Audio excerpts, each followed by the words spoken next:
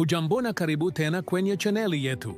Je, unamjua mwanasiasa ambaye amefungwa, amepigania demokrasia, akawa waziri mkuu na bado anatikisa siasa za Kenya? Huyu si mwingine bali ni Raila Amolo Odinga. Raila, mwana wa makamu wa kwanza wa rais Jaramogi Oginga Odinga, hakurithi tu jina bali alirithi ari ya mapambano. Baada ya kusomea Ujerumani, alijitosa kwenye siasa, lakini safari haikuwa rahisi. Alifungwa kwa miaka mingi bila kesi kutokana na harakati zake za kudai haki. Lakini je, hilo lilimzima?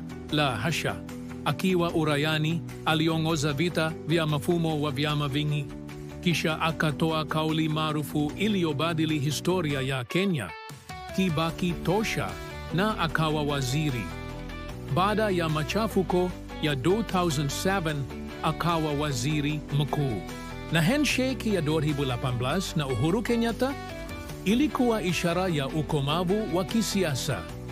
Kutoka mfungwa hadi kiongozi mkuu, safari yake ni ya kusisimua.